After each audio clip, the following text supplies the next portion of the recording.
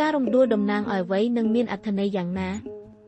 ការរំដួល Frangipani ឬ Plumeria គឺជាផ្កាមួយប្រភេទដែលមានក្លិនក្រអូបឈ្ងុយមានពណ៌ស្រស់ស្អាតច្រើនប្រភេទសក្រហមលឿងផ្កាឈូកហើយមានដើមកំណើតពីតំបន់ក្តៅដូចជាអាមេរិកកណ្ដាលនិងការ៉ាប៊ីននៅកម្ពុជាវាត្រូវបានគេដាំជាទូទៅនៅតាមវត្តអារាមផ្ទះសម្បែងឬសួនច្បារតំណាងអ្វីការរំដួលមានន័យជាច្រើនតាមវប្បធម៌និងជំនឿផ្សេងភាពបរិសុទ្ធនិងវិញ្ញាណវិជ្ជមាននៅប្រទេសថៃឡាវនិងកម្ពុជាវាត្រូវបានយកទៅបូជាព្រះឬដាក់លើអាសនៈព្រះពុទ្ធដោយសារក្លិនឈ្ងុយនិងភាពស្អាតរបស់វាជានិមិត្តរូបនៃការយាងចេញពីវដ្តសង្សារព្រោះវារីករាយដោយមិនខ្វល់ខ្វាយសេចក្តីស្លាប់និងការចាក់ចេញនៅខ្លះជាពិសេសនៅអាស៊ីអាគ្នេយ៍វាត្រូវបានគេចាត់ទុកថាជាផ្កានៃអ្នកទុច្ចរិតហើយជាញឹកញាប់ត្រូវបានគេដាំនៅតាមផ្លូវកាត់ព្រៃឬពេលដែលមានពិធីបុណ្យសពស្នេហាអស់កលឹបនិងភាពអាថ៌កំបាំងនៅប្រទេសឥណ្ឌាវាត្រូវបានគេយកទៅចងជាកំណាត់ការហៅថា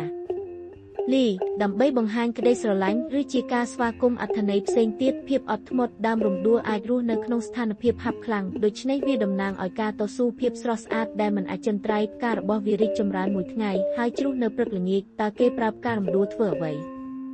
ខាងសាសនាប្រើក្នុងពិធីបុណ្យឬដាក់បូជាព្រះគ្រឿងអលង្ការផ្ការំដួលត្រូវបានគេដាក់លើសក់ឬធ្វើជាផ្កាក្រពើលើអាវថ្នាំនិងគ្រឿងទេសប្រេងផ្ការំដួលត្រូវបានប្រើក្នុងការព្យាបាលជាតិបាក់តេរីនិងធ្វើឲ្យអ្នកភាពស្រួលដូច្នេះផ្ការំដួលមានន័យជាច្រើនពីភាពបរិសុទ្ធដល់អាថ៌កំបាំងហើយជាផ្កាដ៏ពេញនិយមក្នុងអាស៊ីអាគ្នេយ៍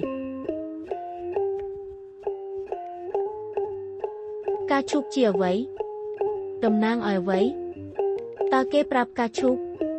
ផ្កាឈូក Lotus គឺជារុក្ខជាតិទឹកស្រស់ស្អាតដែលមានដើមកំណើតពីតំបន់អាស៊ីជាពិសេសនៅប្រទេសឥណ្ឌានិងវៀតណាមវាមានផ្កាពណ៌ផ្កាឈូកឬផ្កាពណ៌ខៀវហើយដុះនៅក្នុងតំបន់ដីភក់ឬទឹកស្ងួតតំណាងអ្វី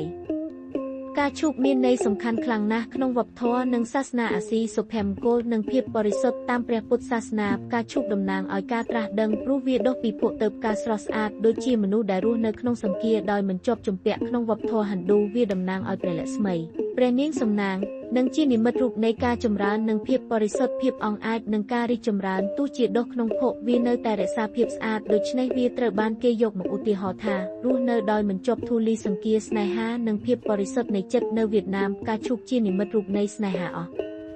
កលបនិងភាពស្មោះត្រង់តើគេប្រើផ្កាឈូកធ្វើអ្វី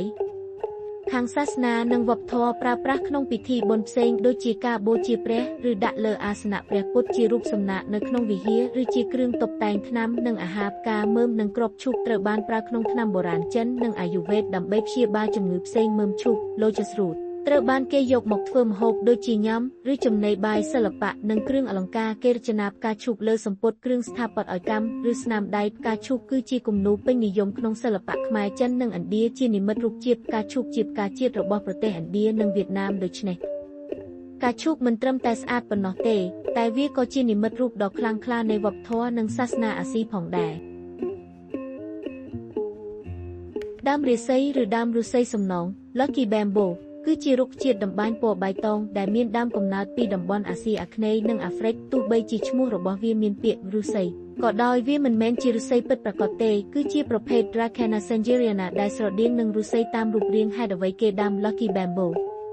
1. សំណាងល្អនិងភាពរុងរឿងតាមជំនឿចិនតាមគម្ពីរវែងស៊ុយ Feng Shui វាត្រូវបានគេជឿថាតាក់ទងនឹងថាមពលវិញ្ញាណវិជ្ជមាននិងជួយដាស់សំណាងជួយឲ្យមានសុភមង្គលនិងសេចក្តីជោគជ័យចំនួនដើមដែលដាំក៏មានន័យខុសគ្នាឧទាហរណ៍2ដើមសម្រាប់ស្នេហា3ដើមសម្រាប់សុភមង្គលជាដើម2ងាយរក្សាទុកអាចដាំក្នុងដីឬក្នុងធុងទឹកដោយផ្លាស់ទឹករាល់1-2សប្តាហ៍មិនត្រូវការពន្លឺព្រះអាទិត្យច្រើនហើយអាចរស់នៅក្នុងផ្ទះបានល្អ3អាចតុបតែងអាចបត់ដាំឲ្យមានរាងស្នោឬរាងច្រឡំស្អាតដើម្បីបន្ថែមសោភ័ណភាព4ជាអំណោយមានន័យជារបស់អំណោយពេញន័យសម្រាប់អាពាហ៍ពិពាហ៍ថ្ងៃខួបឬការបើកអាជ្ញាប័ណ្ណថ្មីដូច្នេះការដាំ Lucky Bamboo មិនត្រឹមតែសម្រាប់សោភ័ណប៉ុណ្ណោះទេតែវាក៏ជាការបង្កើនថាមពលវិជ្ជមានដល់អ្នកដាំផងដែរ